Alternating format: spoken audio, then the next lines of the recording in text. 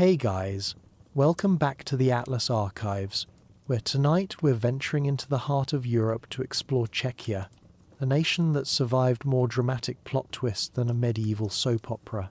From ancient Celtic settlements to communist rule to the peaceful Velvet Revolution, the Czech Republic has packed more history per square kilometre than seems mathematically possible. This small, landlocked country has somehow managed to influence European culture far beyond what its size would suggest. Kind of like how a single defenestration in Prague once triggered a 30-year continental war. Tonight, we'll uncover how the Czechs mastered the art of throwing people out of windows for political purposes, built some of Europe's most stunning architecture, and perfected the world's best beer along the way. We'll journey through the rolling hills of Bohemia, the wine regions of Moravia, and discover why this crossroads nation has been Europe's punching bag for centuries, yet somehow emerged with its sense of humour intact. If you're sipping something warm right now, you're in good company. The Czechs have been perfecting the art of cosy storytelling since before most European kingdoms even existed. Drop a comment letting us know where you're listening from tonight, and if you enjoy these deep historical journeys, subscribe to join our growing community of fellow history enthusiasts. So dim the lights, settle into your favourite spot, and let's explore the remarkable story of Czechia. Chapter 1: Ancient Foundations and Celtic Roots. The story of what we now call Czechia begins not with grand battles or royal proclamations, but with the patient work of archaeologists armed with tiny brushes and an almost supernatural ability to get excited about pottery shards. The earliest evidence of human habitation in this region dates back an astounding 30,000 years to the famous site of Dolní Věstonice in southern Moravia. This remarkable archaeological complex, nestled at the base of the Pavlov Hills, has yielded some of the most significant Upper Paleolithic discoveries in Europe, proving that even our ancient ancestors had excellent taste in real estate location. At Dolní Věstonice, archaeologists have uncovered evidence of sophisticated Gravettian culture settlements dating to approximately 26,000 years before present. These early inhabitants weren't simply surviving the Ice Age, they were thriving in it, with a lifestyle that would have impressed even the most demanding lifestyle blogger. The site has produced over 2,300 clay figurines, including the famous Venus of Věstonice, one of the earliest known ceramic artifacts in human history. Imagine being the first person in history to figure out that you could bake clay into permanent shapes. It must have felt like discovering fire, but with better artistic potential. The settlement at Dolní Věstonice was remarkably sophisticated for people who predated both the invention of agriculture and the weekend. These Paleolithic residents constructed elaborate dwellings using mammoth bones as structural supports, essentially the world's first example of sustainable architecture, though the building permits must have been a nightmare. The site included specialized areas for different activities, workshops for tool production, areas for food preparation, and what appears to have been a sophisticated waste management system that would put many modern cities to shame. Archaeological evidence suggests the inhabitants of Dolní Věstonice maintained a complex social structure with clear evidence of specialized roles and hierarchical organization. One burial discovered at the site contained the remains of a woman covered in red ochre and accompanied by mammoth scapular and fox remains, indicating she held significant status in her community. This woman, estimated to be around 40 years old, would have been considered elderly by Paleolithic standards, suggesting that her society valued the wisdom and experience of its senior members. In an age when reaching middle age was itself an achievement, being treated with such ceremonial respect speaks to sophisticated social values. The region's geography played a crucial role in attracting these early settlers. The Bohemian basin, surrounded by protective mountain ranges, offered fertile valleys, abundant wildlife, and natural defensive positions that were essentially the prehistoric equivalent of a gated community with excellent schools and convenient shopping.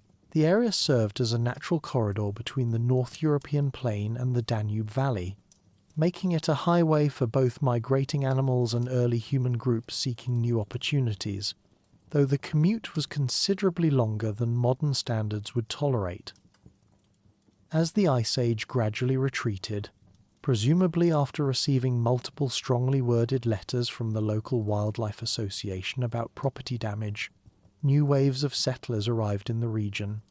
The Neolithic period brought the first farmers around 6,000 years ago, people who looked at the wild grasses growing in the fertile plains and thought, you know what this needs? Organisation and a proper work schedule. These agricultural pioneers introduced revolutionary concepts like pottery, permanent settlements, and the radical idea that food could be deliberately grown rather than simply hunted or gathered like some kind of prehistoric scavenger hunt.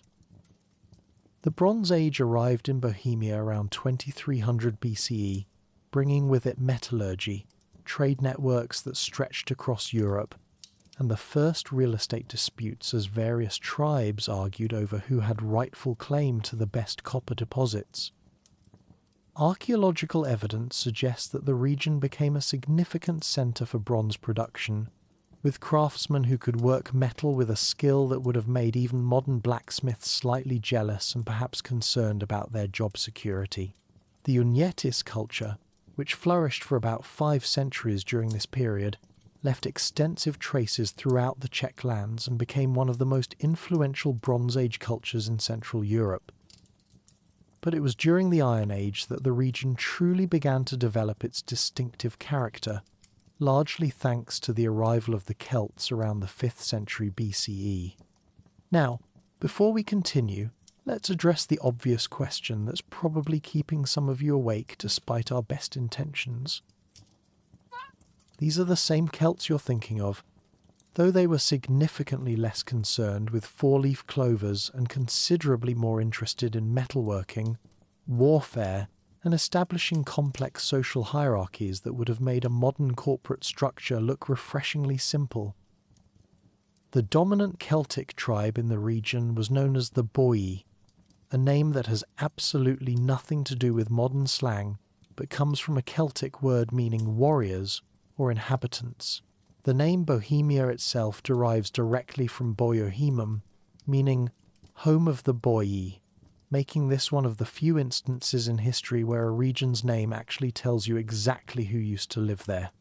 The Boii were remarkably accomplished for people who predated both the internet and decent coffee, establishing fortified settlements called oppida, essentially ancient shopping centres with defensive walls and significantly better security than most modern malls. The largest and most impressive of these Celtic settlements was Zavist, located near present-day Prague, which covered an area of approximately 170 hectares, roughly the size of 240 American football fields, though considerably less suitable for organised sports and tailgating. Archaeological excavations have revealed that Zavist was a major manufacturing and trading centre, complete with organised neighbourhoods, industrial areas, and sophisticated fortification systems that incorporated both natural topography and impressive human engineering. Zavist was strategically positioned on 2 hills overlooking the confluence of the Vltava and Barunka rivers, demonstrating that the Boii understood the importance of location, long before real estate agents made it a cliché. The main settlement was protected by massive stone and timber fortifications that were rebuilt and expanded multiple times during the 2nd century BCE, suggesting either remarkable civic pride or a healthy paranoia about their neighbours. The site included residential areas, workshops for metalworking and pottery production, and remarkably, evidence of a mint where the Boii produced their own coinage, making them perhaps the first people in the region to understand that money makes the world go round. The coins minted at Zavist circulated throughout the Celtic world during the 1st and 2nd centuries BCE, providing evidence of extensive trade networks that connected Bohemia to Celtic communities across Europe. These weren't crude metal lumps either. Boii coinage displayed sophisticated artistry and standardized weights that facilitated commerce across vast distances. Some coins featured intricate designs including horses, spirals, and human figures, proving that even ancient monetary systems could appreciate good graphic design. The discovery of coin molds at the site has allowed archaeologists to understand the technical sophistication of Boii metallurgy. Celtic society in Bohemia was highly stratified, with a warrior aristocracy, specialized craftsmen, farmers, and a powerful class of druids who served as priests, judges, teachers, and probably the ancient equivalent of tax advisors. The druids maintained oral traditions that preserved centuries of accumulated knowledge about astronomy, medicine, law, and agriculture, though unfortunately none of their wisdom included convenient tips for dealing with Roman expansion. They established sacred groves where important ceremonies were conducted, though these came without the modern conveniences of parking or gift shops. The Boii developed advanced agricultural techniques that dramatically increased crop yields, allowing them to support larger populations and more complex social structures. They introduced the iron-tipped plough to the region, revolutionizing farming efficiency in ways that would have made any modern agricultural consultant proud. Their settlements featured sophisticated storage systems for grain and other foodstuffs, indicating long-term planning capabilities that many modern governments might envy. Celtic religion in the region was complex and sophisticated, centered around natural features like rivers, forests, and mountains that were believed to house powerful spirits. The Boii, like other Celtic groups, practiced ritual deposition of valuable objects in water bodies, essentially the ancient equivalent of making wishes at a fountain, except with considerably more expensive coins and weapons. Archaeological discoveries of ritual hoards throughout Bohemia suggest that the Celts maintained extensive networks of sacred sites and ceremonial practices. However, as often happens in history when things are going particularly well, external pressures began to mount. The Celtic dominance in the region began to face challenges from two directions: the expanding Roman Empire to the south and increasingly aggressive Germanic tribes to the north. This was the ancient equivalent of being caught between a rock and a hard place, except both the rock and the hard place had armies and weren't particularly interested in negotiating peaceful solutions. The Romans, under Julius Caesar, first encountered the Boii during his conquest of Gaul in the middle of the 1st century BCE. Caesar, who was never one to let false modesty interfere with good publicity, described the Boii in his commentaries as formidable opponents who fought with both courage and tactical intelligence.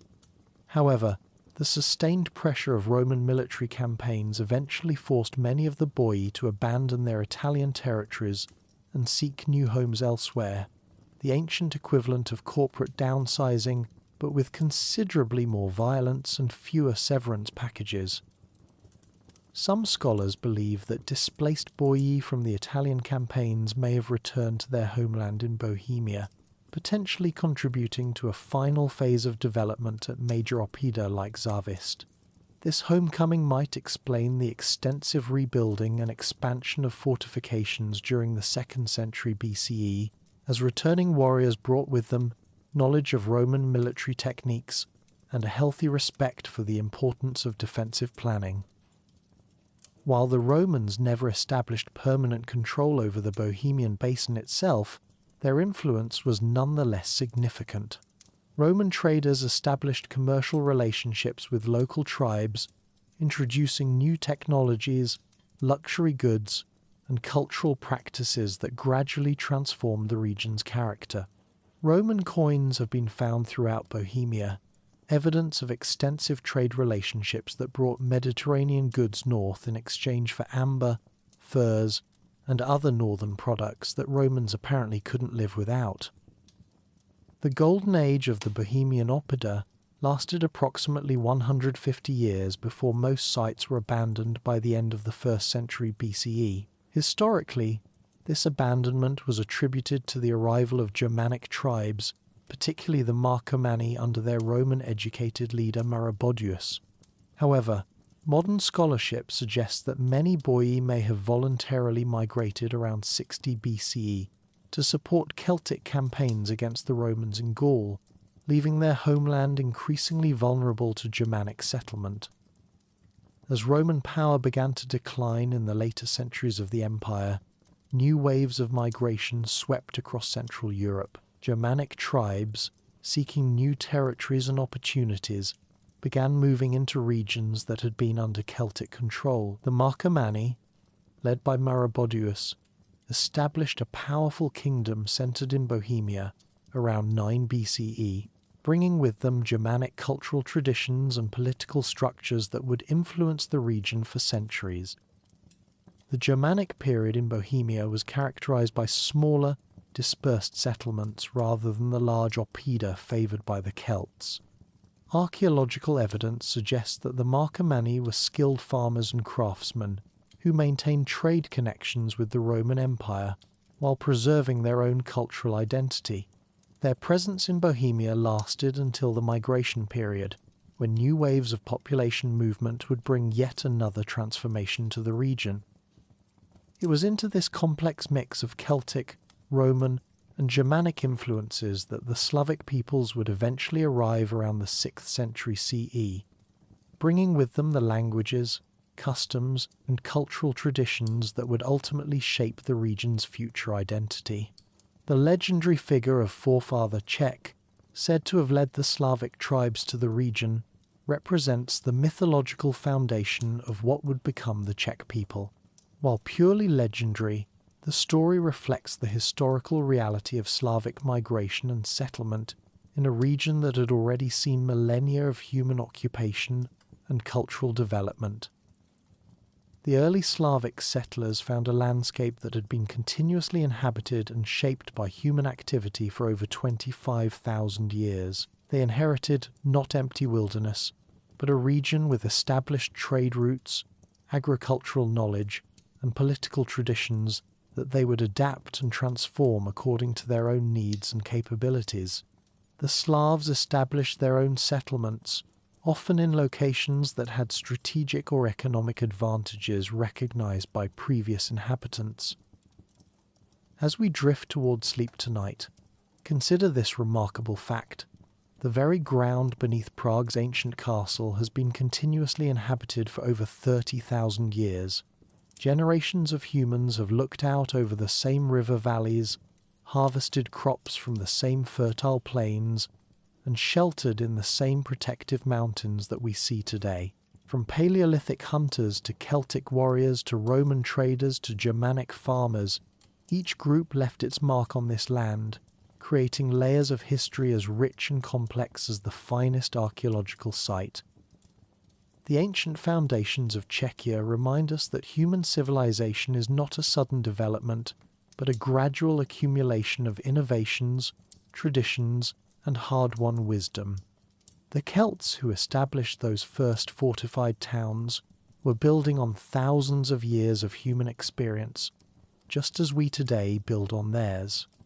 In the gentle rhythm of history's long progression, we find a kind of comfort, the knowledge that humans have always adapted, survived, and ultimately thrived, even in the face of seemingly insurmountable challenge. Chapter 2: Medieval Magnificence and Bohemian Glory.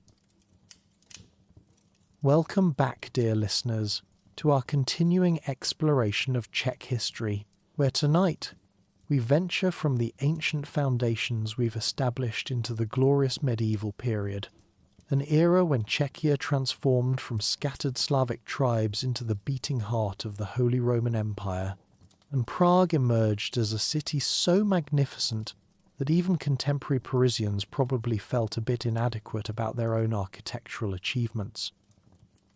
As we saw in our previous journey, the Slavic peoples had established themselves in the Bohemian basin by the 6th century, gradually displacing the earlier Germanic tribes and establishing a cultural foundation that would endure for centuries to come. The legendary arrival of the forefather Czech may be mythical, but it represents the very real historical process by which the Slavs became the dominant culture in this fertile and strategically important region. The first significant Slavic political entity in the region was Samo's Empire, established around 623 CE, when a Frankish merchant named Samo helped unite various Slavic tribes against their Avar oppressors. Samo's remarkable achievement, uniting notoriously independent Slavic tribes under a single authority, was rather like successfully herding cats, except the cats were armed warriors with strong opinions about tribal autonomy. His empire stretched across much of what is now Czechia, Slovakia, and parts of Austria, representing the first successful attempt to create a large-scale political structure among the Western Slavs. The empire's most famous victory came in 631 at the Battle of Wargastisberg, where Samo's forces defeated the Frankish king Dagobert's army. This battle was significant not merely as a military victory, but as proof that the Slavs could successfully resist the expansion of their more established neighbours. The location of Wargastisberg remains a subject of scholarly debate, but it was probably situated in northwestern Bohemia, marking the first time that literary sources mention the existence of fortified strongholds in the Central European Slavic world. However, like many early medieval polities built around charismatic leadership, Samo's empire did not survive its founder, fragmenting after his death around 658. This collapse left the Slavic tribes once again politically divided, but the precedent had been established. These lands could support unified political structures, and the Slavs possessed the organizational capabilities necessary for complex statecraft.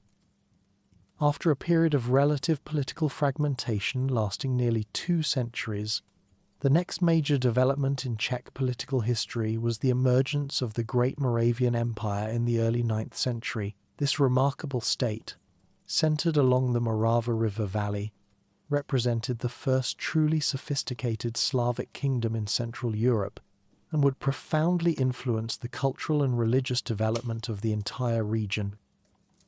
The origins of Great Moravia can be traced to the gradual decline of Avar power in the region, particularly following Charlemagne's decisive campaigns against the Avar Khaganate between 791 and 805. With their former overlords weakened, the Moravian Slavs found themselves with unprecedented freedom to develop their own political institutions. The first historically documented Moravian leader was Prince Možmir, who around 830 conquered the neighbouring principality of Nitra, creating the foundation of what would become Great Moravia. Under Možmir's successor, Prince Rastislav, who ruled from 846 to 870, Great Moravia reached new heights of political sophistication and cultural achievement. Rastislav was a ruler of remarkable vision, who understood that long-term independence required more than military strength. It demanded cultural and religious autonomy as well. This insight would lead to one of the most significant cultural developments in Slavic history. Rastislav's greatest challenge came from the growing influence of East Frankish missionaries and clergy, who were actively working to bring Moravia under both religious and political control. These German clergy insisted that Christian services could only be conducted in Latin, effectively excluding the general population from full participation in their own religious life. This was rather like requiring all university lectures to be delivered in ancient Egyptian, technically possible, but not particularly helpful for student comprehension. In 862, Rastislav made a decision that would echo through centuries of Slavic cultural development. He sent an embassy to Constantinople, requesting that the Byzantine Emperor Michael III send missionaries who could teach Christianity in the Slavic vernacular. This request was granted with remarkable consequences, for the emperor chose two brothers who would become known to history as Saints Cyril and Methodius, the apostles to the Slavs. Constantine, who later took the monastic name Cyril, and his brother Methodius were both highly educated Byzantine officials from Thessalonica, a city with a substantial Slavic-speaking population. This background proved crucial, as both brothers were already familiar with Slavic languages and cultural traditions. When they arrived in Great Moravia in 863, they brought with them not only Christian teachings but also a revolutionary innovation that would change the course of Slavic civilization. To facilitate the translation of Christian texts into the local Slavic language, Cyril developed the Glagolitic alphabet, the first writing system specifically designed for Slavic languages. This achievement cannot be overstated in its historical importance. Before Cyril's innovation, the Slavic peoples had no written tradition of their own, relying entirely on oral culture for the preservation and transmission of their laws, history, and religious beliefs. The creation of a Slavic alphabet was essentially the invention of Slavic literacy itself. The Glagolitic script was remarkably sophisticated, featuring 38 letters specifically designed to represent the unique sounds of Slavic speech. Unlike adaptations of existing alphabets, which inevitably proved inadequate for languages with different phonetic structures, Glagolitic was purpose-built for Slavic linguistic needs. The script's unusual angular forms, unlike any other contemporary alphabet, gave it a distinctive appearance that emphasized its independence from both Latin and Greek traditions. Using this new alphabet, Cyril and Methodius began translating essential Christian texts into what became known as Old Church Slavonic. Their translation of the Gospels represented the first major literary work in any Slavic language, establishing Old Church Slavonic as the fourth liturgical language of Christianity, alongside Latin, Greek, and Hebrew. This development was revolutionary in its implications, demonstrating that vernacular languages could serve sophisticated literary and religious purposes. The brothers also established a Great Moravian Academy, where Slavic clergy were trained in the new script and liturgical practices. This institution, possibly located at Mikulčice or Devon Castle, produced hundreds of educated Slavic clerics who would later spread literacy and Christian learning throughout the Slavic world. The academy represented the beginning of formal education in Slavic languages, creating an intellectual infrastructure that would survive the political vicissitudes of medieval Central Europe. However, the Cyrillo-Methodian mission faced intense opposition from Frankish clergy, who viewed Slavic liturgy as a direct threat to their political and religious influence. In 867, the brothers travelled to Venice with some of their Moravian disciples, hoping to find bishops willing to ordain these men as priests. Instead, they encountered fierce opposition from Latin clergy, who denounced the use of vernacular languages in religious services, insisting that divine worship could only be conducted in Latin, Greek, or Hebrew. Cyril's response to this criticism was both theologically sophisticated and politically astute. He called the insistence on only three liturgical languages the three-language heresy, arguing from Scripture that God could be praised in any language. This was not merely an academic debate, but a fundamental question about the nature of Christian universality and the role of local cultures within the broader Church.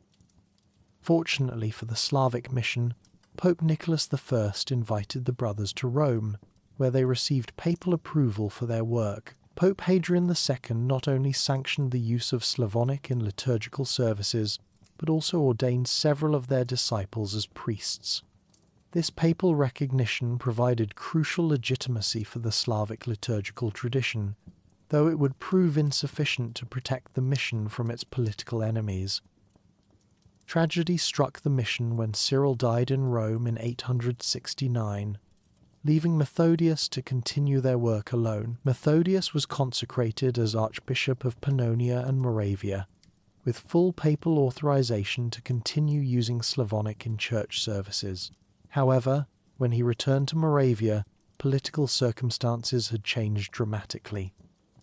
Rastislav had been overthrown by his nephew Svatopluk, who pursued a more pro-Frankish policy in hopes of consolidating his own power. Under pressure from German clergy and their Frankish supporters, Methodius was arrested and imprisoned for 2 years. This episode illustrated the intensely political nature of the religious and cultural struggles taking place in 9th century Central Europe.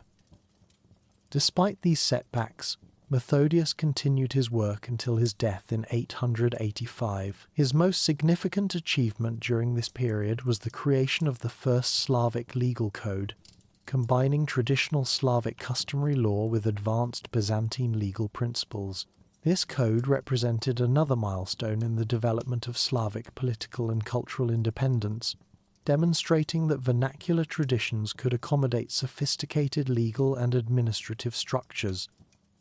After Methodius's death, the Slavic liturgical tradition faced renewed persecution under Pope Stephen V, who forbade the use of Slavonic in religious services and appointed the notorious Frankish bishop Witching as Methodius's successor. Witching promptly expelled the remaining disciples of Cyril and Methodius from Great Moravia, effectively ending the Slavic liturgical experiment in its original homeland. However, the cultural seeds planted by Cyril and Methodius proved remarkably resilient. The expelled disciples found refuge in Bulgaria, where Tsar Boris I welcomed their knowledge and expertise. There, scholars like Clement of Ohrid and Naum of Preslav established new centers of Slavic learning, developing the Cyrillic alphabet as a simplified version of Glagolitic that became the standard script for Orthodox Slavic peoples. Meanwhile, Great Moravia itself continued to flourish under Svatopluk, who ruled from 870 to 894 and expanded the empire to its greatest territorial extent. At its height, Great Moravia controlled much of present-day Czech Republic, Slovakia, parts of Poland, Hungary, and Austria. Archaeological evidence suggests that 30 of the empire's 41 major fortified settlements were located in what is now Slovakia, with the remainder in Moravia, indicating the empire's eastern orientation. The end of Great Moravia came with devastating swiftness. Internal conflicts following Svatopluk's death in 894 weakened the empire, just as the Magyar tribes were beginning their westward expansion from the Hungarian plains. Between 900 and 910, Magyar raiders systematically conquered or destroyed the major Moravian strongholds, effectively ending Slavic political unity in the region. However, the collapse of Great Moravia was not the end of Slavic political development in the region. As Moravian power waned, the focus of Slavic political organization shifted westward to Bohemia, where the Premyslid dynasty was beginning to establish its control over the Czech tribes. This shift would prove historically momentous, as the Premyslids would eventually create one of medieval Europe's most successful and enduring kingdoms. The legendary origins of the Premyslid dynasty, involving the prophetic Princess Libouche and her marriage to the ploughman Premyslid, may be mythical, but they reflect the very real process by which this family gradually consolidated power throughout Bohemia during the 9th and 10th centuries. Unlike the great Moravian rulers, who faced constant pressure from both Frankish and Magyar neighbours, the Premyslids benefited from Bohemia's more protected geographical position and the lessons learned from earlier Slavic state-building attempts. As we prepare for our next journey into the remarkable reign of the Premyslids and the eventual emergence of Charles IV's Golden Age, we can reflect on this transformative period that saw the creation of the first Slavic literary tradition, the development of sophisticated political institutions, and the establishment of cultural patterns that would influence Central European development for centuries to come. The medieval period in Czech history was not merely a time of political consolidation, but a period of remarkable cultural creativity that produced innovations with lasting historical significance.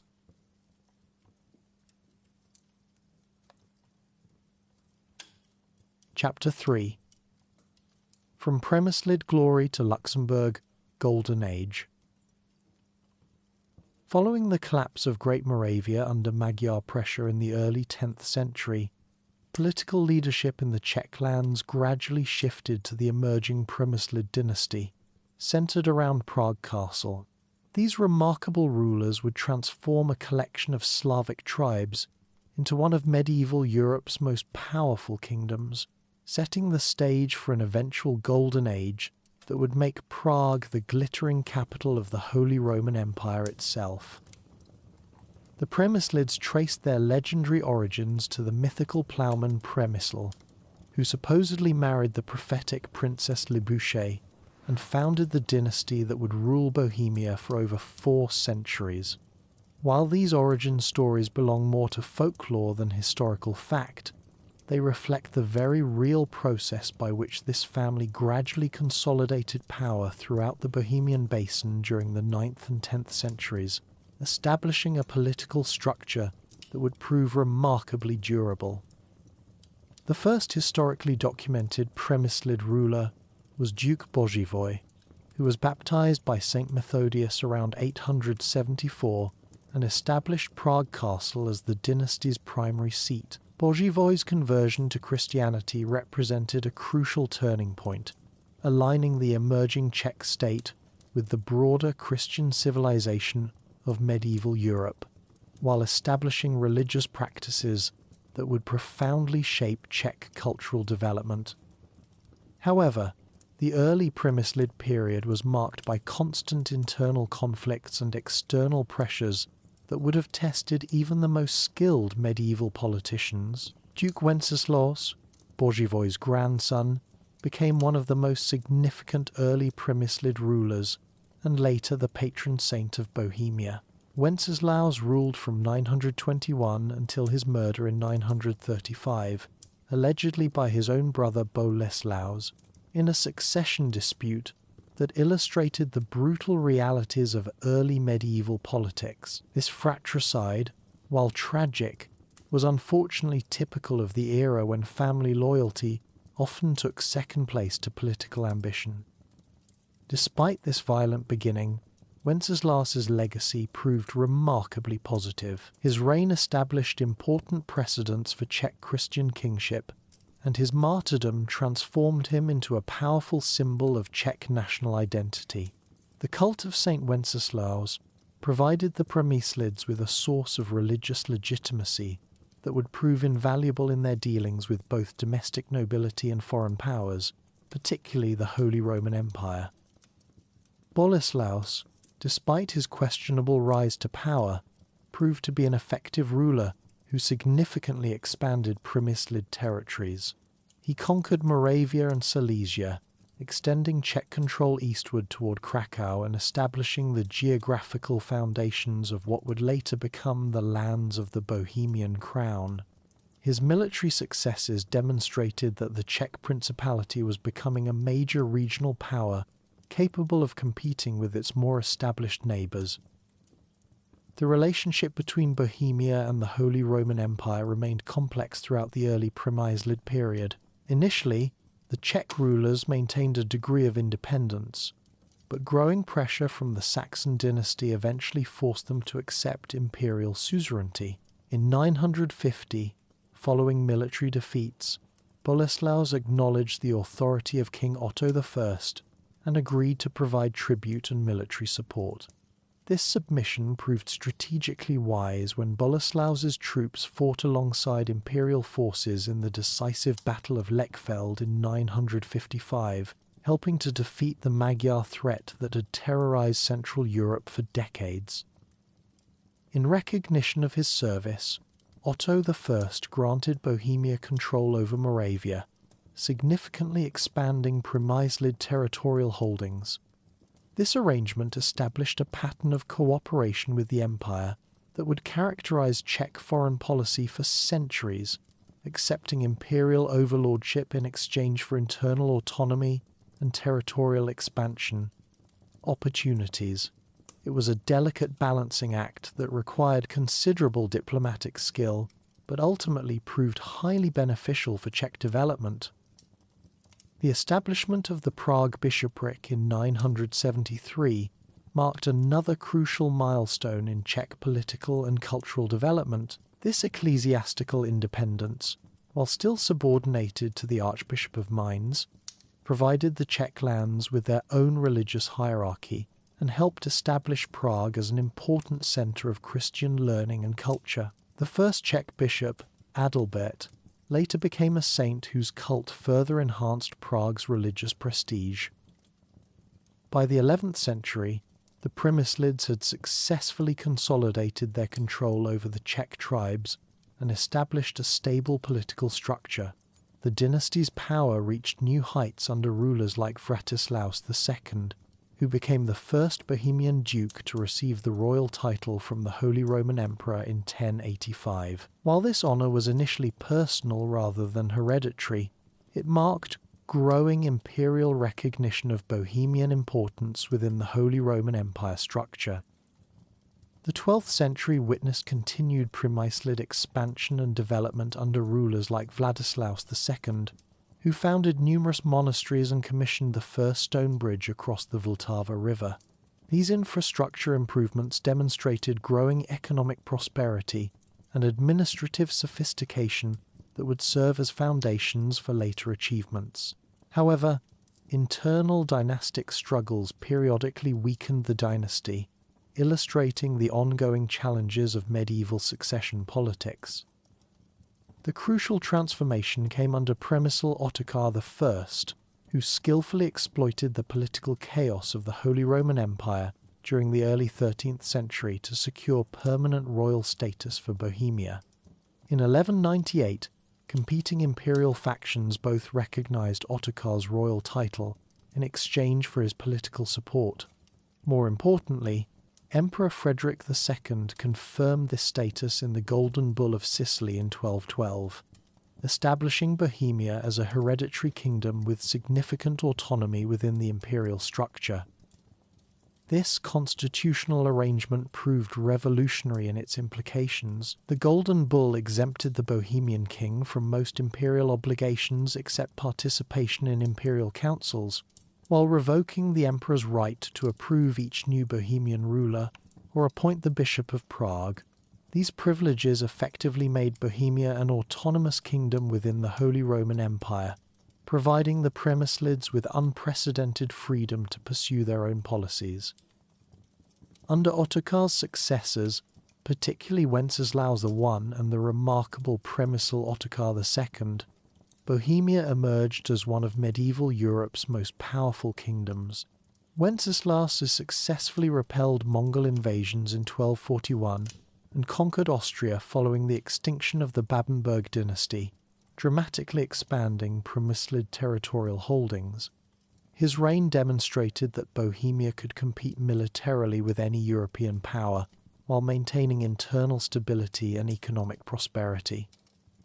However, it was Premysl Ottokar II who elevated the Premyslids to their greatest heights, earning the nickname Iron and Golden King through his military prowess and immense wealth.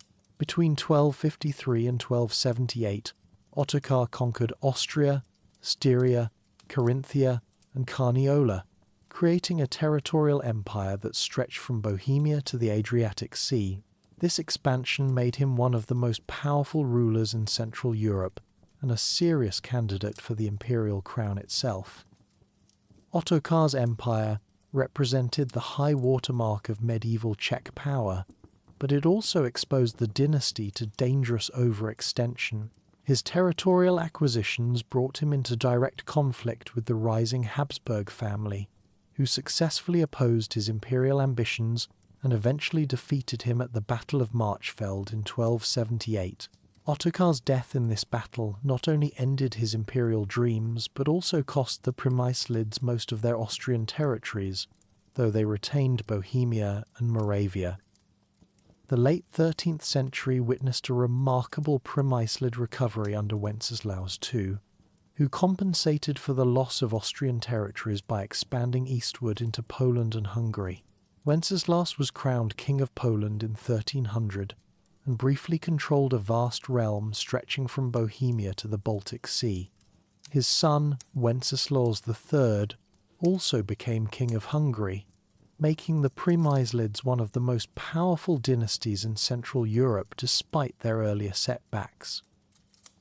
However, this remarkable dynastic success proved tragically short-lived. Wenceslaus II died prematurely in 1305, and his son Wenceslaus III was assassinated in 1306 while travelling to reclaim his Polish territories. This murder ended the direct male line of the Premyslid dynasty and triggered a succession crisis that would fundamentally alter Czech political development. After several years of dynastic struggles and competing claims, the Bohemian nobility elected John of Luxembourg as their new king in 1310. John's claim to legitimacy rested primarily on his marriage to Elizabeth of Bohemia, daughter of the last Premyslid king, which provided crucial dynastic continuity. However, John was essentially a foreign ruler whose interests lay primarily outside Bohemia, setting the stage for significant political and cultural changes.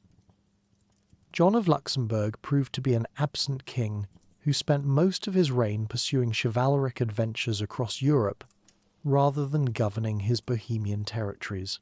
While this neglect might have been disastrous for the kingdom, it actually provided opportunities for administrative development and autonomous growth that would prove beneficial in the long term. John's frequent absences also allowed his son Charles to gain valuable governmental experience that would serve him well when he inherited the throne. Charles, originally named Wenceslaus after his Premyslid grandfather, was born in Prague in 1316 but spent much of his youth at the French court, where he received a sophisticated humanistic education and adopted the name Charles in honour of his uncle, the King of France. This cosmopolitan upbringing provided him with linguistic skills, diplomatic experience, and cultural perspectives that would prove invaluable during his later reign. When John died at the Battle of Crécy in 1346, fighting alongside the French despite his blindness, in a display of chivalric dedication that was both admirable and strategically questionable, Charles inherited a kingdom that had been largely neglected for over 3 decades. However, rather than viewing this inheritance as a burden, Charles recognized it as an unprecedented opportunity to transform Bohemia into something truly magnificent.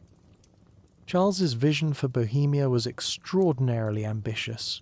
He intended to make Prague not merely a prosperous regional capital, but the cultural and political centre of the Holy Roman Empire itself.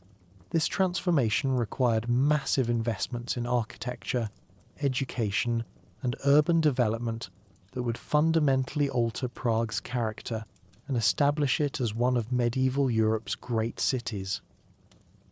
In 1348, Charles founded Charles University, the first institution of higher learning in Central Europe. This university was granted the same rights and privileges as the prestigious universities of Paris and Bologna, immediately establishing Prague as a major centre of learning and scholarship. The university attracted students and scholars from across Europe, creating an intellectual atmosphere that enhanced Prague's cultural prestige while providing the kingdom with educated administrators and clergy. The same year witnessed the foundation of Prague's new town, a massive urban development project that doubled the city's size and created one of medieval Europe's most ambitious examples of planned urban development. Charles personally oversaw the town's layout, ensuring that it included spacious squares, wide streets, and sufficient space for commercial and residential development. This careful planning created an urban environment that could accommodate rapid population growth while maintaining livability standards that impressed contemporary visitors. Charles also began construction of the famous Charles Bridge in 1357, replacing an earlier stone bridge that had been destroyed by flooding. Legend claims that Charles, who believed in numerology, personally laid the foundation stone at precisely 5:31 in the morning on July 9th, 1357, because this combination of numbers had astrological significance. Whether or not this story is accurate, the bridge became an architectural masterpiece that enhanced Prague's beauty while providing crucial transportation infrastructure. The transformation of Prague Castle and the construction of St. Vitus Cathedral represented other major achievements of Charles's reign. Working with renowned architects like Peter Parler, Charles created architectural monuments that demonstrated Prague's wealth and sophistication while establishing visual symbols of royal power that impressed both domestic and foreign visitors. These building projects employed hundreds of craftsmen and artisans, stimulating economic development while creating lasting cultural treasures. In 1355, Charles achieved the ultimate medieval political prize when he was crowned Holy Roman Emperor. This elevation made Prague the official capital of the Holy Roman Empire, bringing immense prestige and economic benefits to the city, while confirming Charles's status as one of Europe's most powerful rulers. His Golden Bull of 1356 established constitutional procedures for future imperial elections that would govern the Holy Roman Empire for centuries. By the time of Charles's death in 1378, he had transformed Bohemia from a neglected kingdom into one of medieval Europe's most prosperous and culturally sophisticated realms.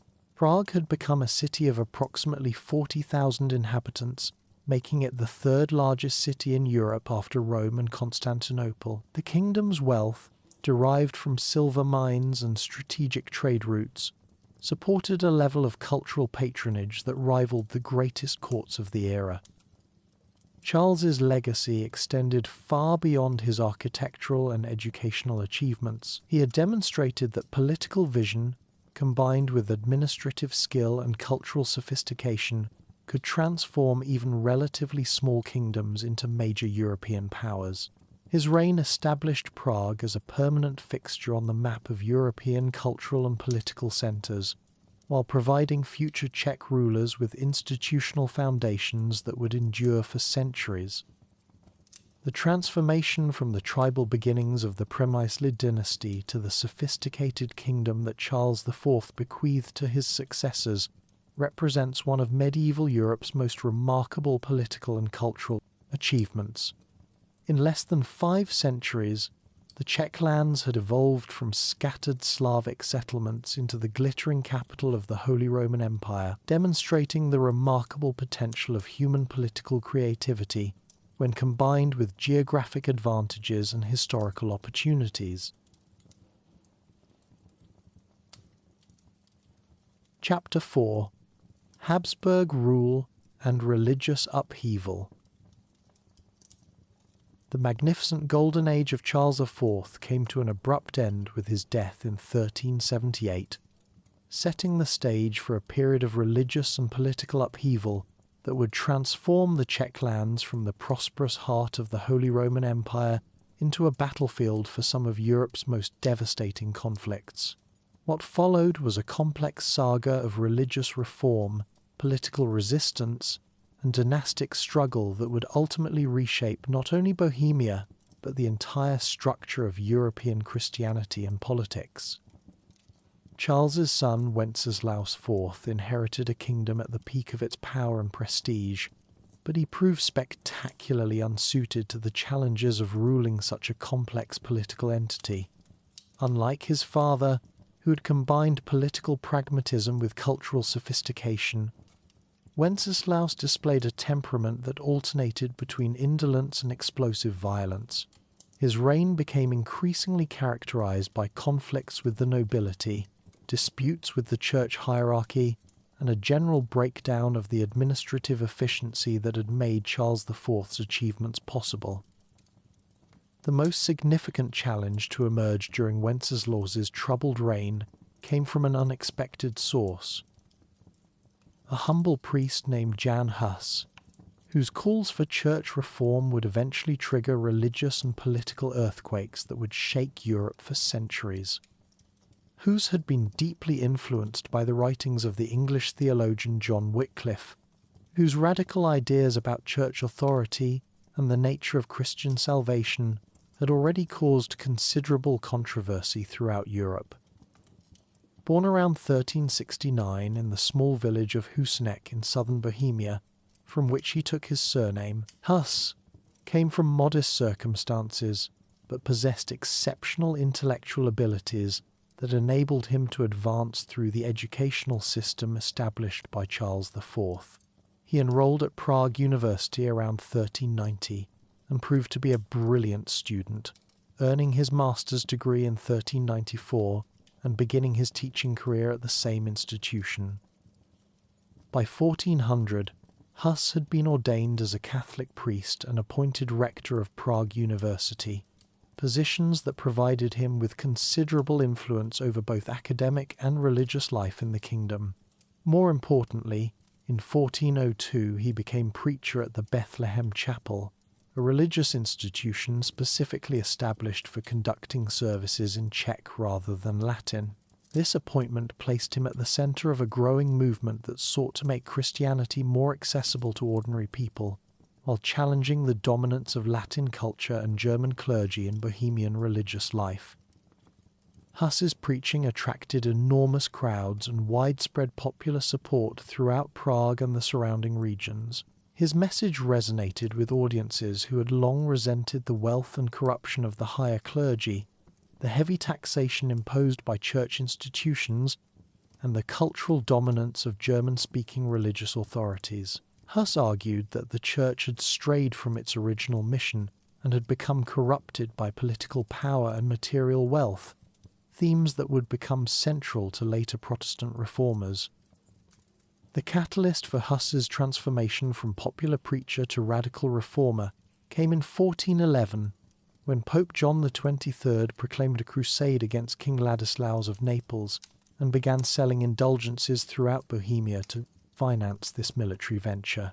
Hus denounced this practice in the strongest possible terms, explicitly quoting Wycliffe's writings to support his arguments against the commercialization of salvation. This public challenge to papal authority marked the point of no return in his relationship with church hierarchy.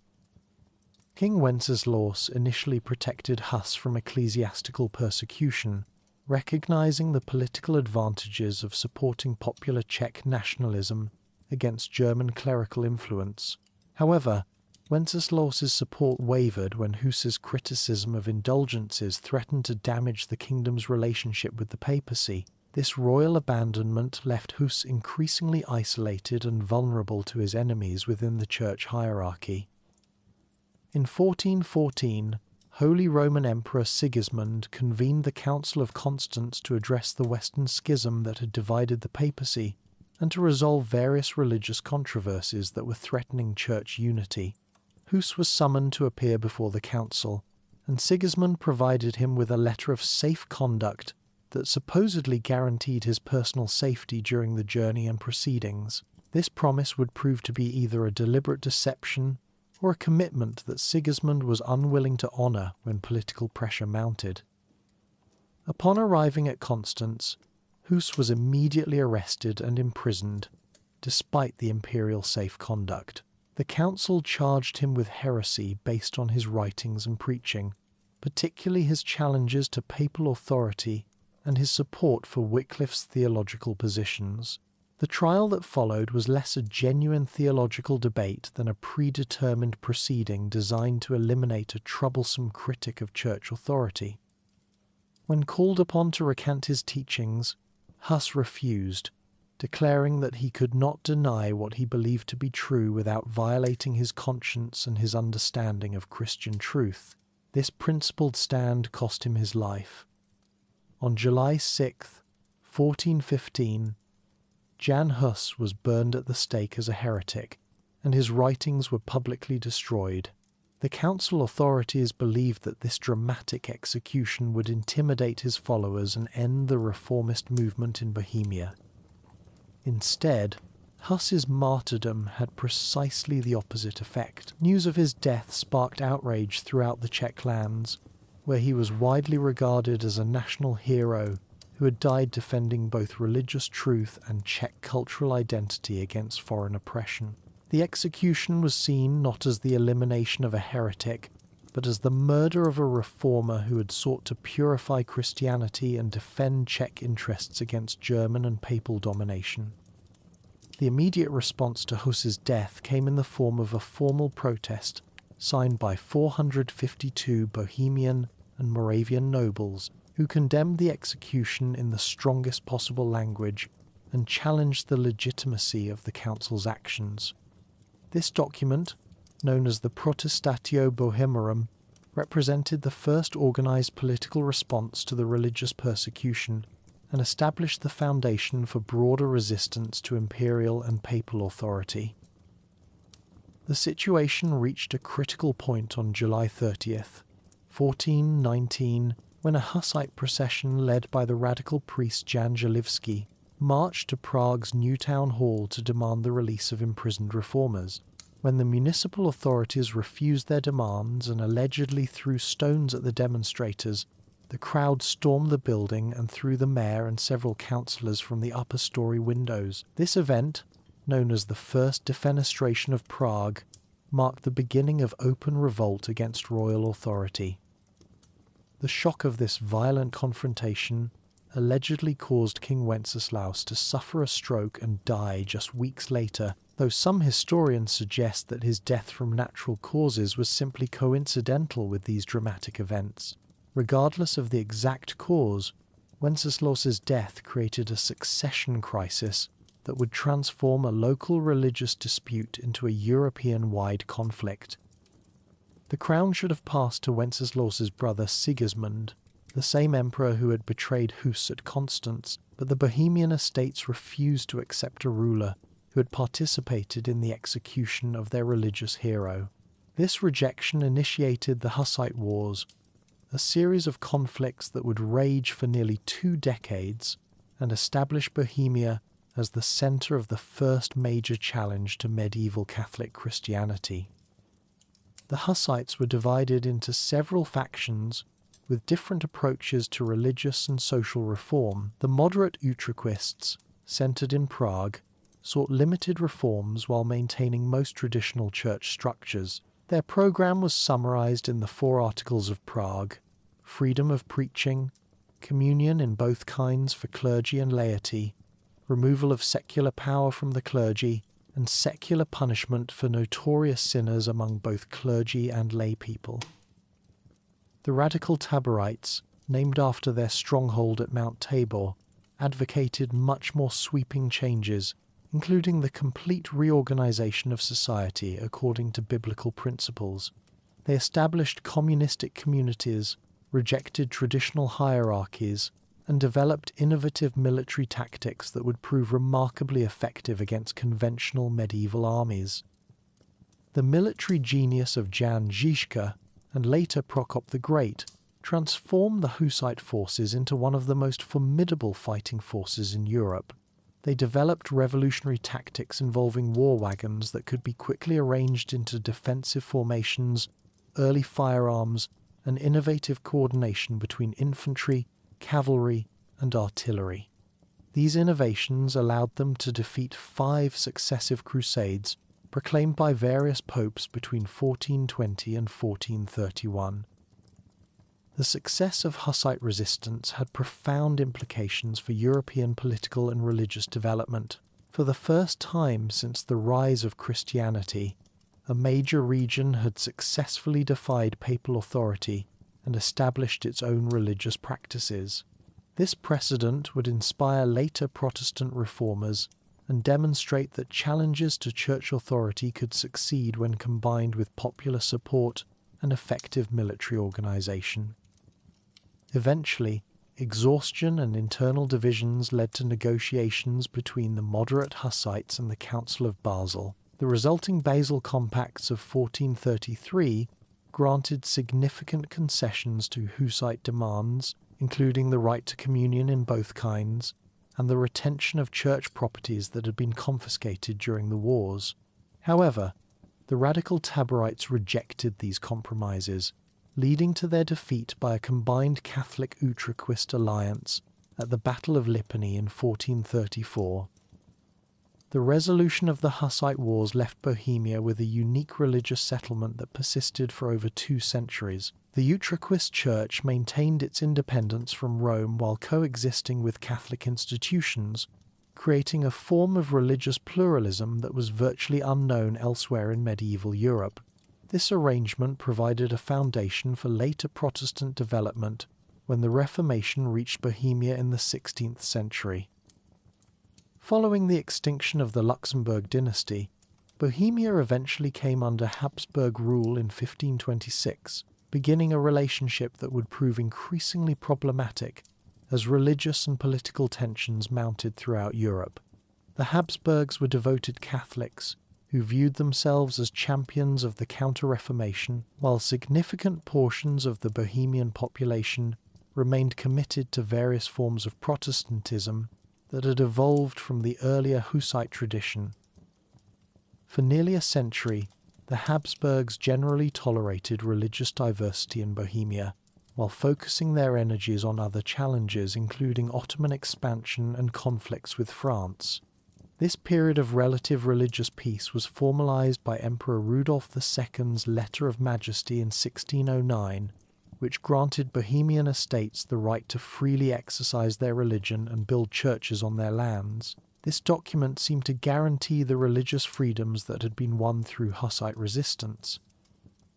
However, the accession of Ferdinand II in 1617 marked the beginning of a much more aggressive Catholic restoration policy. Ferdinand was a devout Catholic who had been educated by Jesuits and viewed the elimination of Protestantism as a religious duty. His determination to implement Counter-Reformation policies throughout his territories inevitably brought him into conflict with Bohemian Protestant nobles who had enjoyed religious freedom for generations. The crisis came to a head in 1618 when Ferdinand ordered the destruction of Protestant churches that had been built on royal lands, claiming that the Letter of Majesty did not extend to crown properties. When Protestant nobles protested this interpretation, Ferdinand dissolved their assembly and appointed Catholic officials to enforce his policies. These actions convinced many Bohemians that their religious and political freedoms were under systematic attack.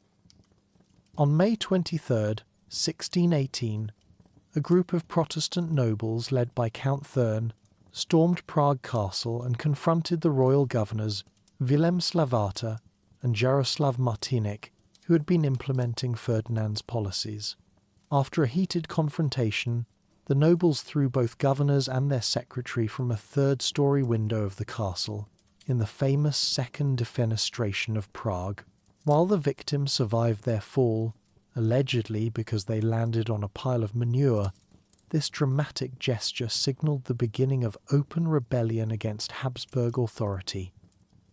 The Bohemian estates deposed Ferdinand as king and elected Frederick V of the Palatinate, a prominent Protestant leader, as their new ruler. This action transformed a local religious dispute into a European-wide conflict, as Catholic and Protestant powers throughout the continent aligned themselves with their respective religious allies. The 30 Years' War that followed would devastate much of Central Europe and fundamentally alter the balance of political and religious power throughout the region. The initial phase of the rebellion ended disastrously for the Bohemian Protestants at the Battle of White Mountain in 1620, where Ferdinand's Catholic alliance decisively defeated the Protestant Confederation. This victory allowed Ferdinand to implement a harsh Counter-Reformation program that eliminated Protestant institutions, confiscated noble estates, and imposed cultural Germanization policies that would persist for the next 2 centuries. The period from Jan Hus's martyrdom through the defenestration of Prague represents one of the most dramatic chapters in Czech history, illustrating how religious conviction, national identity, and political resistance could combine to challenge seemingly insurmountable authority structures. While the immediate results were often tragic, these events established precedents for religious freedom and popular resistance that would inspire later generations of reformers and revolutionaries throughout Europe.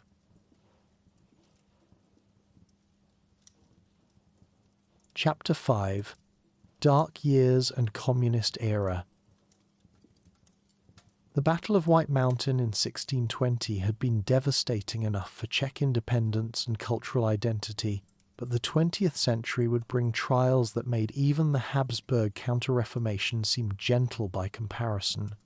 What followed were two successive periods of foreign domination so harsh and systematic that they would fundamentally alter Czech society, challenge the very survival of Czech culture, and test the resilience of a people who had already endured centuries of political and religious oppression.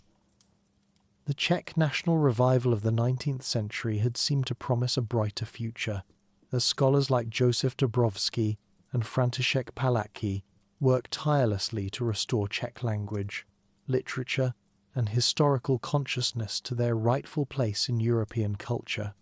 The movement had achieved remarkable success, establishing Czech as a literary and academic language, founding national institutions like the National Theatre and National Museum, and creating a sense of Czech identity that transcended religious and regional divisions.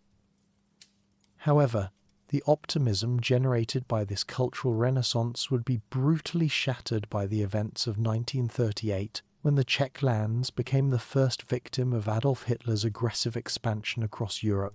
The Munich Agreement of September 30th that year represented one of the most cynical betrayals in modern European history, as Britain and France, supposedly democratic allies committed to international law, handed over the Sudetenland to Nazi Germany without consulting the Czechoslovak government.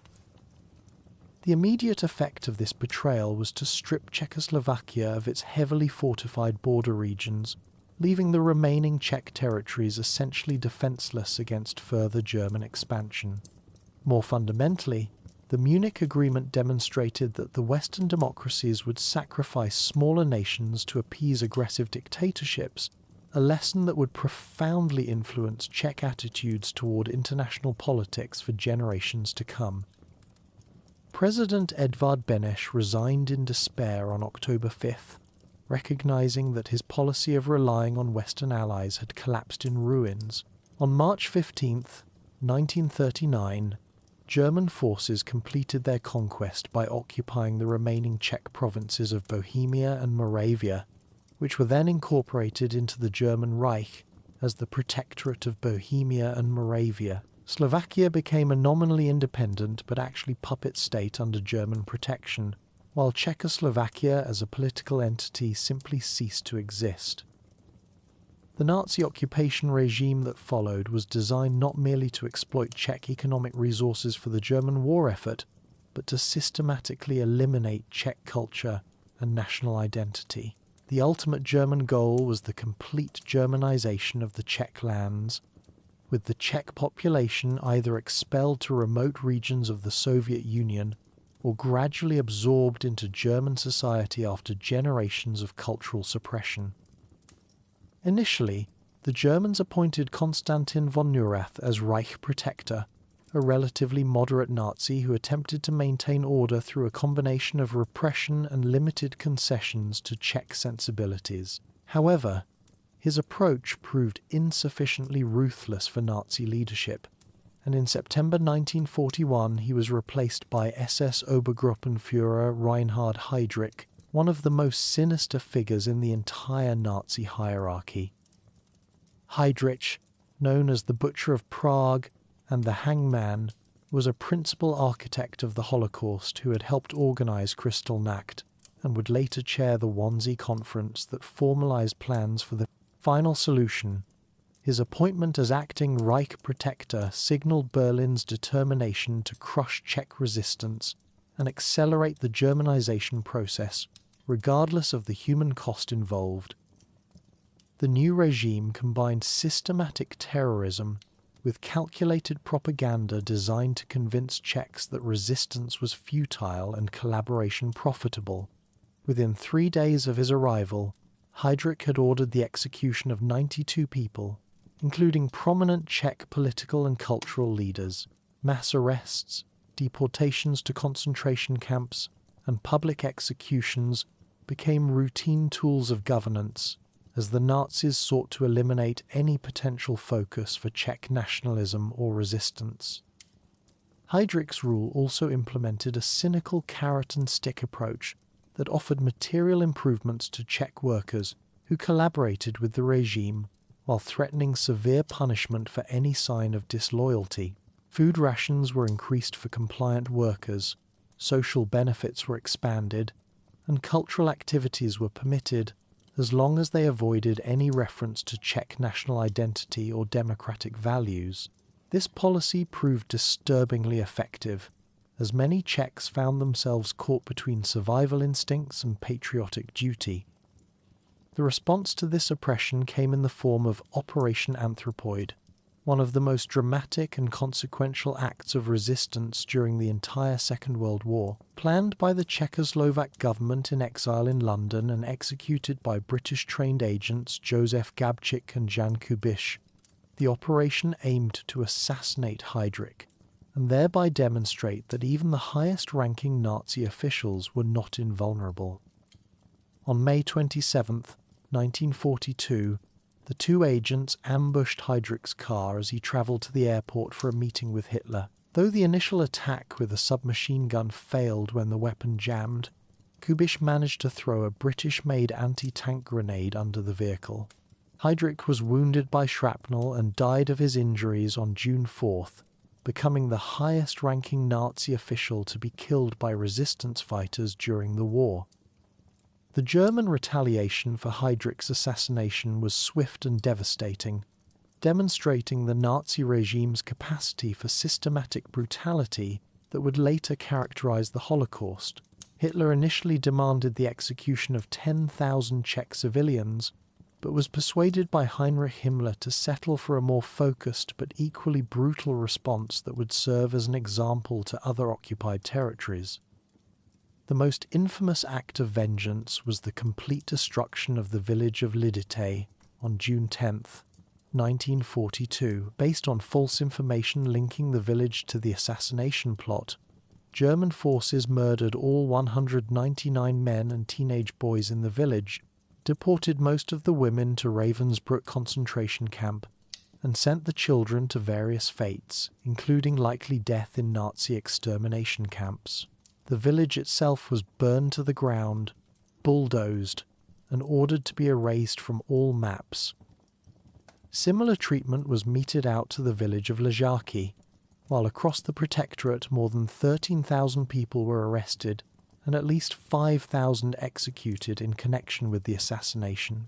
The Orthodox Cathedral of Saints Cyril and Methodius in Prague, where the surviving operatives had taken refuge, was surrounded by SS forces, leading to a final battle in which the resistance fighters died rather than surrender.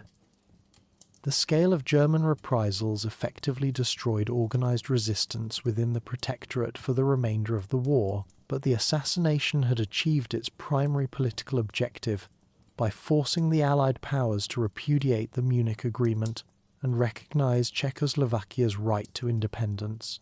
More importantly, Heydrich's death demonstrated that Nazi officials were not invincible and provided inspiration for resistance movements throughout occupied Europe.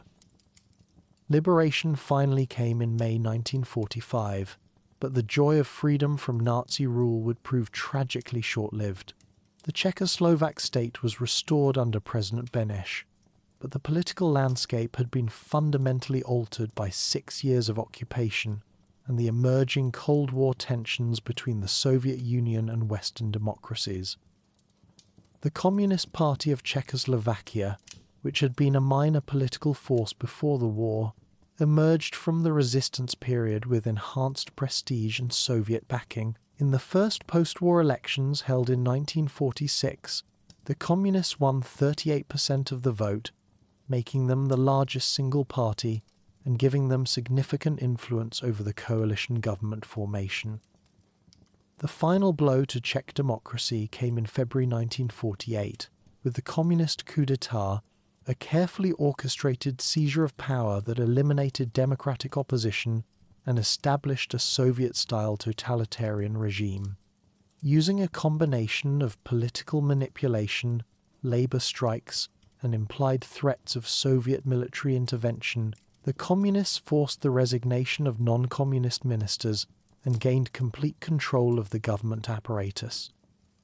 President Beneš, who had already seen his country betrayed by the Western democracies in 1938, found himself powerless to prevent this second foreign takeover. He resigned rather than legitimize the communist regime and died shortly afterward, symbolically marking the end of democratic Czechoslovakia and the beginning of 4 decades of socialist dictatorship. The communist regime that followed implemented policies even more systematically destructive of Czech culture and society than the Nazi occupation had attempted. While the Nazis had sought to Germanize the Czech population, the communists aimed to create a completely new socialist society that would eliminate traditional Czech values, institutions, and ways of life. The Stalinist period of the 1950s brought show trials, executions, and the imprisonment of tens of thousands of Czechs in labor camps and political prisons. The regime targeted not only obvious political opponents, but also intellectuals, religious believers, successful farmers, and anyone else deemed incompatible with socialist ideology. Catholic churches were closed, private property was confiscated, and traditional Czech institutions were either destroyed or transformed into instruments of communist control. The death of Stalin in 1953 brought some modest relaxation of the most extreme repressive measures, but the communist system remained fundamentally oppressive and economically inefficient. By the early 1960s, it was becoming clear that Czechoslovakia, which had been more prosperous than West Germany in 1948, was falling increasingly behind Western Europe in terms of living standards and technological development. These economic failures, combined with growing intellectual dissatisfaction among younger Communist Party members who had not participated in the original Stalinist crimes, created the conditions for the reform movement that would become known as the Prague Spring. When Alexander Dubček replaced Antonín Novotný as Communist Party leader in January 1968, he represented a new generation of reformers who sought to create socialism with a human face. The Prague Spring reforms that followed represented the most significant challenge to Soviet control in Eastern Europe since the end of World War II. Press censorship was abolished, allowing for open discussion of political and social issues that had been suppressed for 20 years.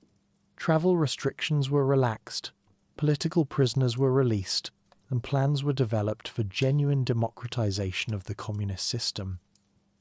For 8 months, Czechoslovakia experienced a remarkable flowering of intellectual and cultural freedom that reminded older citizens of the democratic traditions of the First Republic. Writers, filmmakers, and journalists explored previously forbidden topics, while ordinary citizens engaged in political discussions that would have been unthinkable under the previous regime. The international community watched with fascination as it appeared that a communist state might actually evolve into a democratic society through peaceful reform.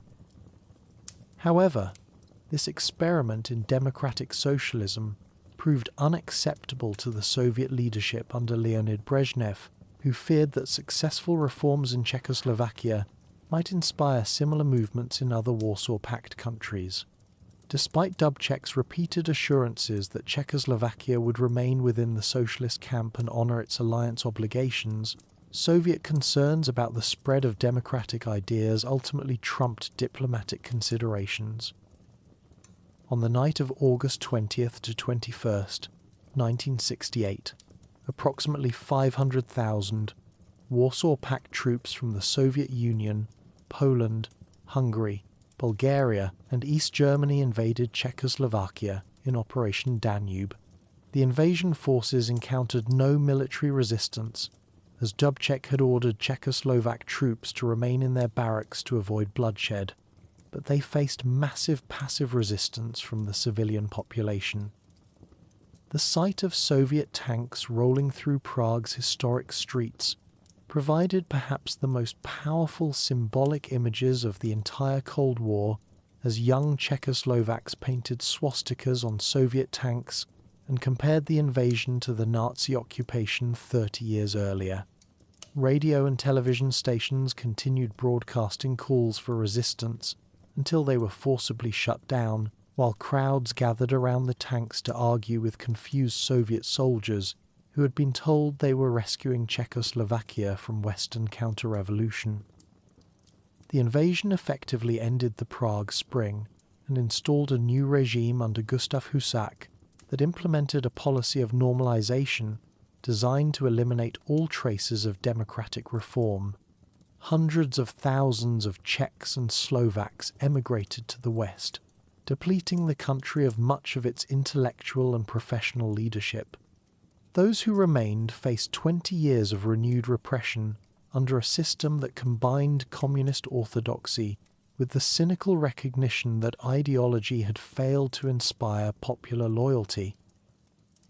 The period from 1938 to 1968 thus represents the darkest chapter in modern Czech history, demonstrating how a small nation could become the victim of successive totalitarian systems that sought to destroy its identity and independence.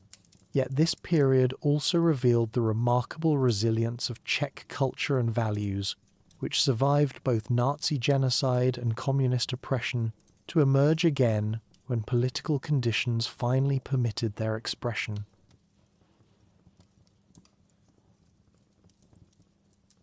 Chapter 6: Velvet Revolution to Modern Geography. The period of normalization that followed the 1968 Soviet invasion seemed to have permanently crushed Czech hopes for freedom and democracy, but beneath the surface of apparent conformity, the spirit of resistance that had sustained Czech culture through centuries of foreign domination continued to smoulder. What emerged in the 1980s was a quiet but persistent movement of intellectuals, artists, and ordinary citizens who refused to accept that totalitarian rule was the permanent fate of their nation. The foundation for the eventual overthrow of communist rule was laid in 1977 with the formation of Charter 77, a human rights organization that took its name from the year of its founding. This remarkable document, drafted primarily by playwright Václav Havel, along with former Communist Party official Jiří Hájek and philosopher Jan Patočka, represented a new approach to political resistance that emphasized moral authority rather than violent confrontation. Charter 77 carefully avoided calling itself a political opposition movement, instead positioning itself as a civic initiative dedicated to monitoring the government's compliance with human rights commitments that Czechoslovakia had officially accepted by signing the Helsinki Accords in 1975. This strategy proved brilliant because it made it difficult for the regime to dismiss the Charter as Western-inspired counter-revolution or foreign interference.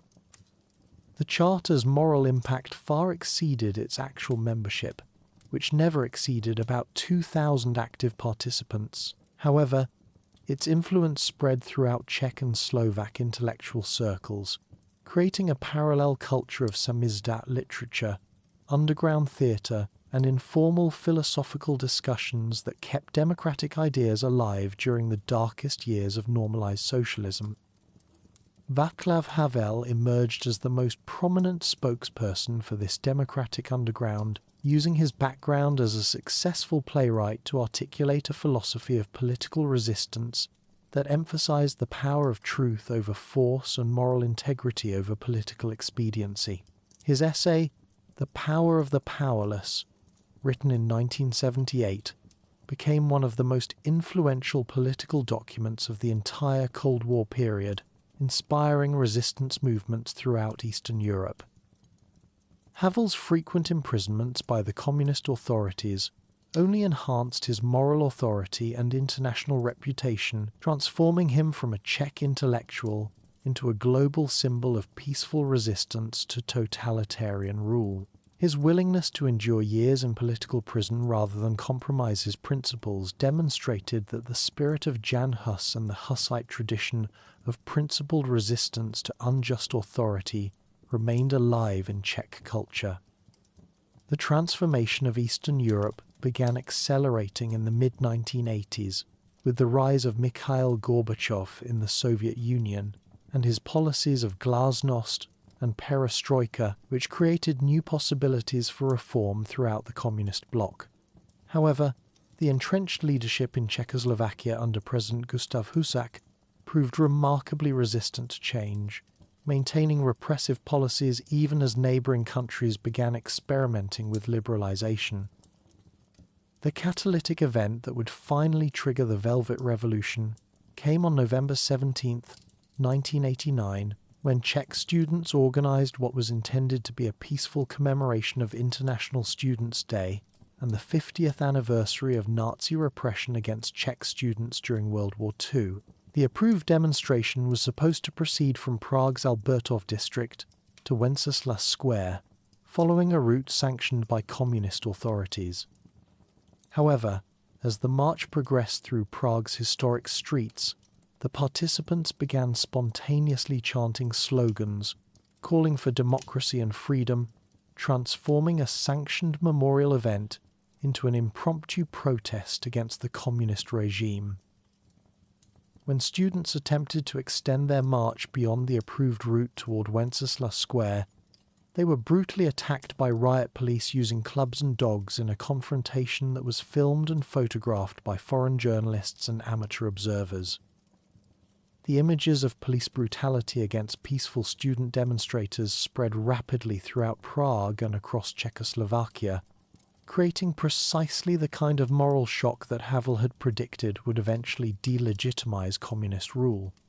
More importantly, rumours spread that a student named Martin Schmid had been killed during the police attack, though this later proved to be false information, possibly spread deliberately by secret police agents seeking to provoke a violent uprising. Within 48 hours of the November 17th incident, Havel and other opposition leaders had formed the Civic Forum, a broad coalition that brought together Charter 77 veterans, student leaders, reform-minded communists, and representatives of various professional and cultural organizations. In Slovakia, a parallel organization called Public Against Violence was established, creating a coordinated resistance movement across both parts of Czechoslovakia.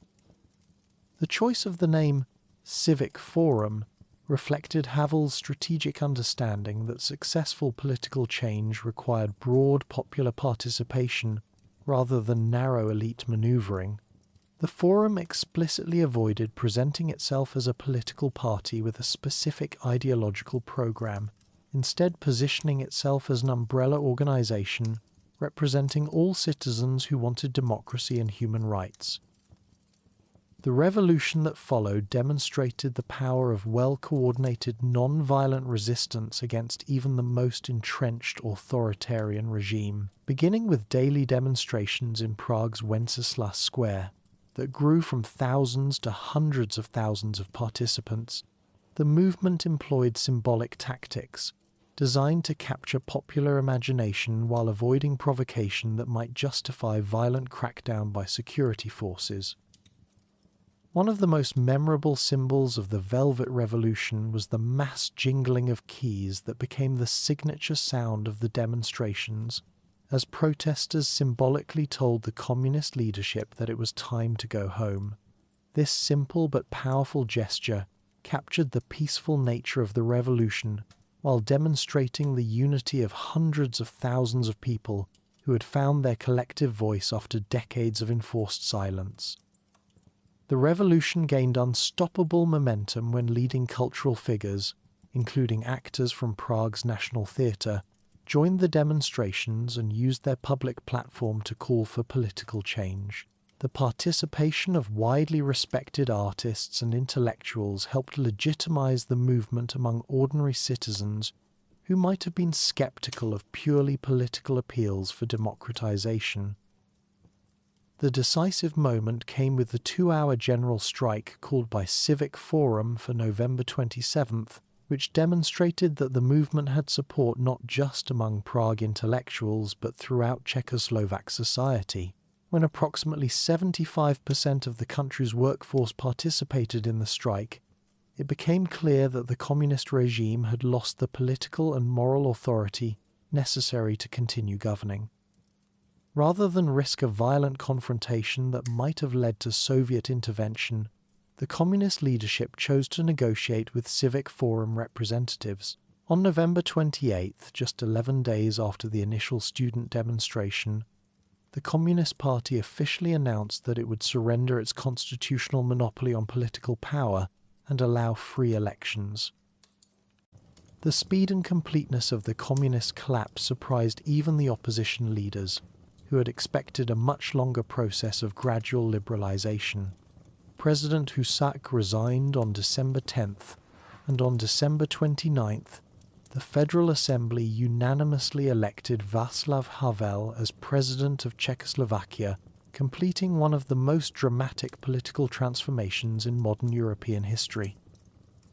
The first free elections, held in June 1990, resulted in overwhelming victory for Civic Forum and its Slovak counterpart. Public Against Violence, who together won the highest vote share ever recorded in a free Czechoslovak election. However, the unity that had characterized the revolution quickly gave way to political fragmentation as different groups within the broad opposition coalition began pursuing conflicting visions for the country's future development. The most serious challenge facing the new democratic government was managing the relationship between Czech and Slovak parts of the federation, which had been papered over during the struggle against communist rule but emerged as a fundamental constitutional issue once democracy was established. Despite Havel's strong preference for maintaining Czechoslovak unity, negotiations between Czech and Slovak political leaders ultimately resulted in the peaceful Velvet Divorce that created separate Czech and Slovak states on January 1st, 1993. The dissolution of Czechoslovakia marked the end of a political experiment that had lasted 74 years and represented one of the few examples in modern European history of two nations peacefully agreeing to separate rather than fighting over territory or resources. While many observers regretted the breakup of what had been Central Europe's most successful democratic state during the interwar period, the divorce process demonstrated the maturity of Czech and Slovak democratic institutions. Václav Havel became the first president of the independent Czech Republic, serving until 2003 and overseeing the country's transition from communist-planned economy to market capitalism, as well as its integration into Western European and Atlantic institutions, including NATO and the European Union. His presidency established important precedents for democratic governance, while maintaining the moral authority that had made him a global symbol of peaceful political change. The geographic foundations upon which this modern Czech state was built reflect the accumulation of more than 1,000 years of historical development, encompassing 3 distinct regions that together form one of Europe's most strategically located and naturally diverse countries. The Czech Republic today occupies 78,864 square kilometers in the heart of Central Europe, making it roughly equivalent in size to Austria or Ireland. The largest and most historically significant of the 3 Czech lands is Bohemia, covering approximately 52,000 square kilometers in the western 2/3 of the country. This region forms a natural basin surrounded by mountain ranges that have provided both defensive advantages and distinct cultural boundaries throughout Czech history. The Bohemian Basin is drained by the Labe River, known internationally as the Elbe, which flows northwest through Germany to the North Sea. Bohemia's capital and largest city is Prague, which with nearly 1.3 million inhabitants serves as the political, cultural and economic centre, not just of Bohemia, but of the entire Czech Republic. The city's location on the Vltava River, which flows through a series of scenic valleys before joining the Labe, has made it a natural focal point for trade and cultural exchange between northern and southern Europe for over a millennium. To the east lies Moravia, covering approximately 22,000 square kilometres and home to about 3 million people. This region is drained by the Morava River, which flows south toward the Danube, creating a natural corridor that has historically connected Central Europe with the Balkans and the broader Mediterranean world.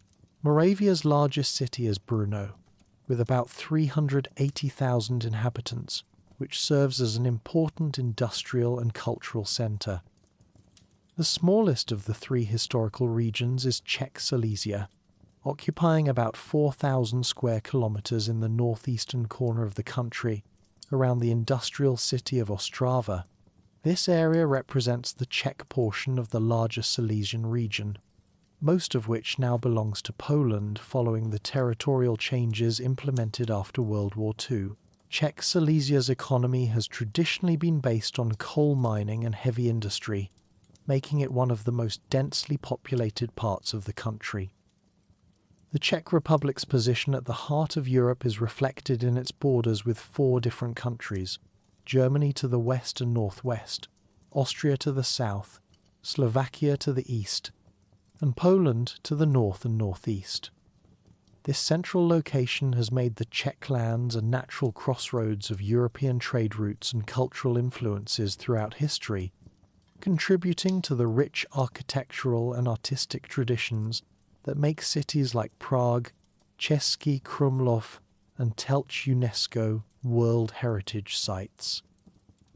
The country's topography reflects its position at the intersection of several major European geographical regions, combining elements of the North European plain, the Carpathian mountain system, and the Bohemian Massif. The Sudetes Mountains along the northern border include the Krkonoše Range, where Mount Sněžka reaches 1,602 metres to become the country's highest point. The Šumava Mountains along the southern border with Germany and Austria create a natural barrier that has historically provided defence against invasion from the south and west. Between these mountain barriers lie the rolling plains and river valleys that have made the Czech lands among Europe's most fertile and productive agricultural regions.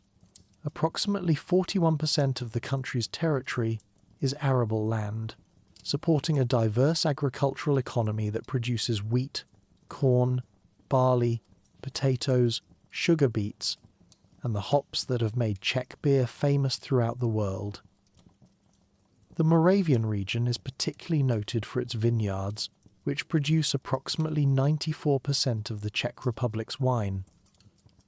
The climate throughout the Czech Republic is predominantly continental, characterized by warm summers and cold winters, but with important regional variations reflecting differences in elevation and exposure to various air masses. Prague experiences average temperatures ranging from -1 degree Celsius in January to 19 degrees Celsius in July, while the mountain regions can be significantly colder and receive much more precipitation. Today's Czech Republic represents the culmination of more than 15 centuries of historical development, from the arrival of the first Slavic tribes through the medieval golden ages of Saint Wenceslas and Charles IV, the religious upheavals of the Hussite period, the cultural suppressions under Habsburg and Nazi rule, the failed experiments with communist central planning, and finally the peaceful democratic revolution that restored Czech sovereignty and human rights. The fact that this small nation in the heart of Europe has not only survived but maintained its distinct cultural identity through such diverse challenges speaks to the remarkable resilience of Czech civilization and the geographic advantages provided by a landscape that offers both natural defences and opportunities for economic development. As members of NATO and the European Union, the Czech people have finally achieved the security and prosperity that their ancestors could only dream of during the long centuries of foreign domination, while preserving the cultural traditions that make their contribution to European civilization uniquely valuable.